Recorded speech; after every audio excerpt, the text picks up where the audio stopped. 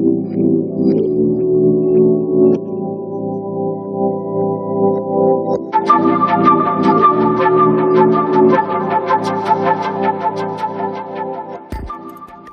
tal? Soy Cian Argot, estoy aquí desde la Alameda del Sur, ubicada en los parajes de la delegación Coyoacán, en la Ciudad de México, donde voy a exponer el tema titulado Aplicación de los principios matemáticos en la pintura de México del siglo XVII, que tiene por objetivo evidenciar las matemáticas en la técnica que utilizaban los artistas para crear obras que al día de hoy perduran y podemos apreciar en nuestro tan maravilloso país.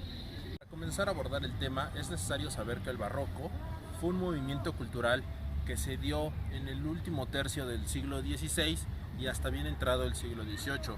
Este nace en Italia, cuna donde surgió su predecesor y del cual toma gran parte de su ideología, pero irá transformándola hasta crear su estilo propio.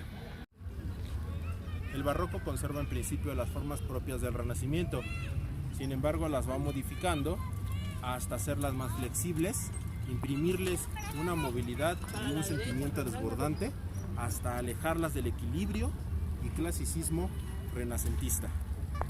Recordemos que el Renacimiento rescata o trata de rescatar la cultura olvidada, Grecia, Roma, más tarde la grecorromana, que se caracterizó por el uso de la línea. Pensemos en las columnas griegas o en su ideal estético de belleza y perfección. El barroco, sin embargo, le imprime movimiento, no se conmueve por los temas serenos, busca los dramáticos y pasionales, el dolor y la elevación espiritual, los anhelos y éxtasis místicos humanos. El barroco intenta plasmar en su estilo la vida tal cual es, cruda, no como el Renacimiento que la exalta o la hace sublime.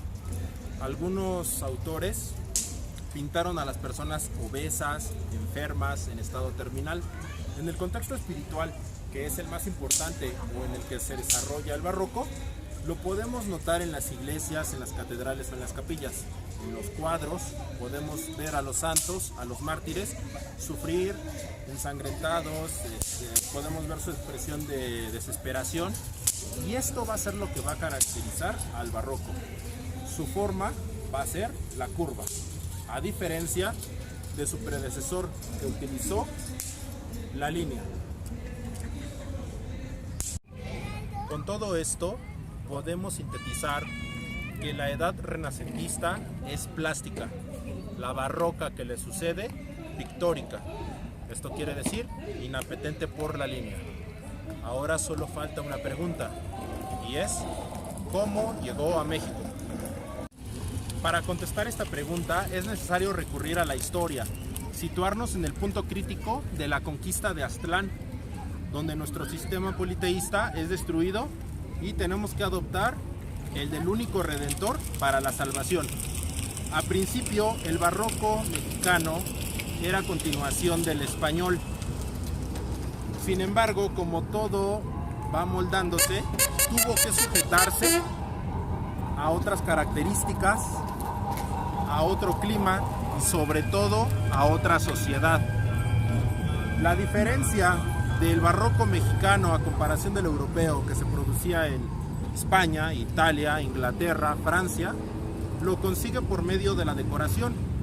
Y vaya que si analizamos nuestra cultura, siempre la hemos visto colorida y muy alegre.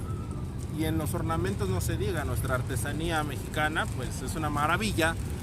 Y en el aspecto del religioso de las catedrales, o del barroco, cuando entras a la catedral de Santo Domingo en Oaxaca o aquí en la misma metropolitana, podemos ver un sinfín de detalles decorativos ornamentales característicos de nuestro maravilloso país. Con esto damos por asentado los antecedentes del tema. Ahora vamos a pasar a una sección práctica, por así decirlo, y para ello pues tenemos que conocer la metodología que vamos a utilizar. Voy a analizar pinturas del barroco mexicano aplicando la técnica conocida como perspectiva cónica frontal, que es una técnica que se le atribuye su descubrimiento a Brunelleschi en el siglo XV. Y cuando toma más rigor es cuando autores como Leonardo da Vinci la toman en cuenta y la aplican. Desde entonces se ha mejorado a lo largo del tiempo esta técnica geométrica y se ha aplicado pues en distintas facetas del arte. Las aplicaciones matemáticas vienen desde la antigua Grecia. Ellos ya aplicaban la sección áurea y en sus edificaciones está, y es un legado que hasta nuestros días se ve presente en la publicidad, cine, arte moderno, etc. De entre tantas aplicaciones matemáticas, ¿por qué escogí la perspectiva cónica frontal? Uno, en la recolección de datos de la entrevista con el arquitecto Javier Flores me hizo cambiar de opinión. En primera instancia iba a utilizar la sección áurea, sin embargo, bueno, ya analizándolo bien, la perspectiva cónica frontal ya ha sido utilizada para analizar cuadros del barroco europeo. Yo lo que voy a hacer es intentar analizar el barroco mexicano por medio de esta técnica. Y bueno, pues ahora vamos a pasar a ver en qué consiste y cómo la vamos a aplicar.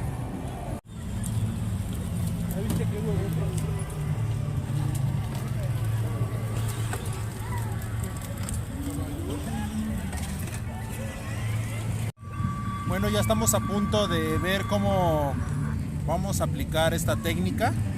Para ello he traído este libro, parte de mi bibliografía, 40 siglos de arte mexicano. Y en su apartado del barroco tenemos pinturas con las cuales vamos a aplicar la técnica de la perspectiva cónica frontal. A continuación vamos a saber en qué consiste y su aplicación. Entre los elementos más importantes que podemos encontrar en el arte, en la pintura, tenemos el punto de fuga, las medidas de profundidad, el punto de vista, el espacio real euclídeo tridimensional, las líneas de intersección, las medidas o puntas métricas, el plano geometral, entre otros. Estos elementos en conjunto forman el currículum de la perspectiva cónica frontal, con la cual vamos a analizar y vamos a ver en un momento. Aquí tengo mi molde construido con la técnica de la perspectiva cónica frontal. El proceso de construcción de este molde fue de la siguiente forma. Dibujamos las líneas de tierra LT y horizonte. Aquí las podemos ver, LT y horizonte.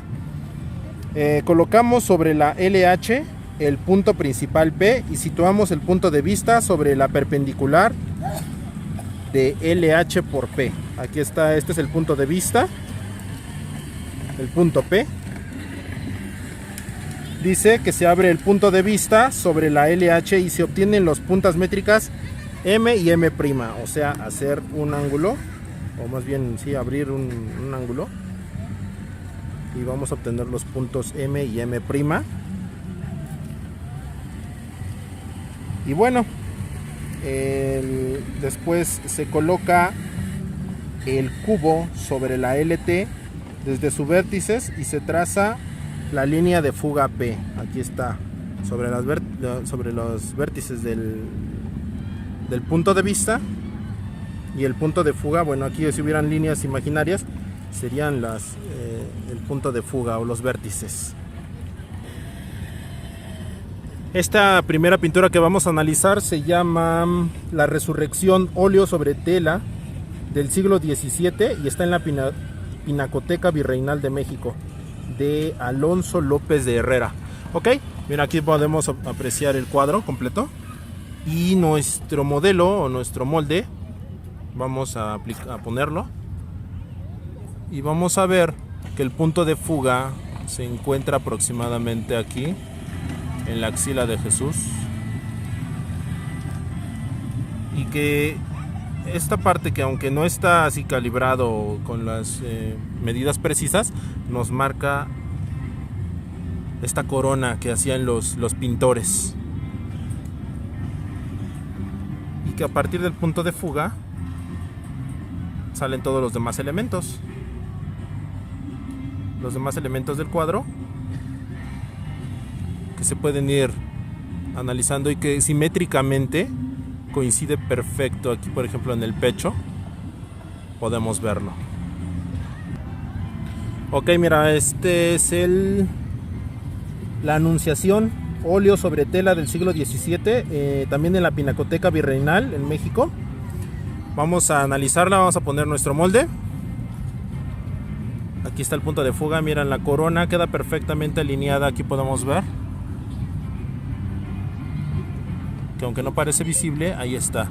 El punto de fuga al parecer está entre el codo del ángel. Y mira cómo quedan las líneas. En un programa de software de geometría dinámica me hubiera gustado mostrarles esto. Hubiera quedado más preciso. Pero bueno, aquí podemos ver que los ángulos quedan perfectamente simétricos.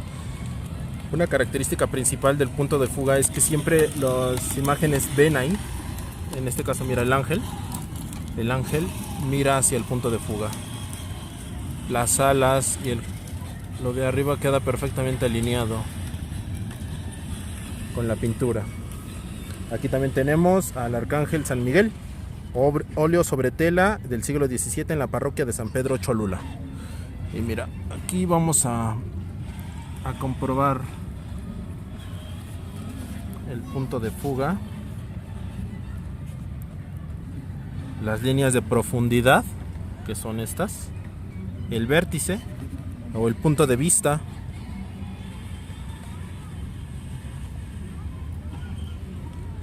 y ver cómo simétricamente coincide con los trazos de la pintura. Finalmente tenemos aquí la pintura que se llama El Entierro de Cristo, también óleo sobre tela del siglo XVII en convento de San Gabriel en Cholula, Puebla. Aquí, como les comentaba, el punto de fuga lo ven las imágenes. Si aquí pusiéramos líneas que atravesaran todo la pintura, vértices, podríamos ver que todas van al punto de fuga. Las líneas de profundidad perfectamente encajan aquí, por ejemplo, en el sepulcro, con el punto de fuga y alineándolo queda simétricamente. Y también aquí, ¿no?, vemos esta corona muy representativa del arte barroco y que está presente. O sea, esta técnica es increíble, aunque no está simétricamente con las proporciones adecuadas. Podemos ver que existe simetría, que sí hay una técnica matemática, un conocimiento científico por parte de los artistas.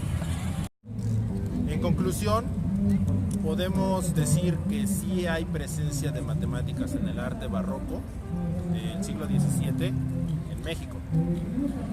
Podemos ver que los vértices, el punto de fuga, las líneas de profundidad coinciden con este modelo matemático para su aplicación. Creo yo, como les comentaba, que más preciso hubiera sido un software o algo más así que nos pudiera ayudar con escalas o medidas precisas. Pero bueno, aún así podemos ver que la presencia de matemáticas está ahí, la simetría de los personajes, y que eso que el artista quería plasmar, como lo comentábamos, exaltación espiritual, dolor, etcétera, lo consiguen con una estructura y una técnica matemática. Por mi parte creo que es todo. Si tienen alguna duda o comentario, déjenla aquí abajo. Me despido, soy Cian Argot, doy por concluida esta exposición. Hasta la próxima.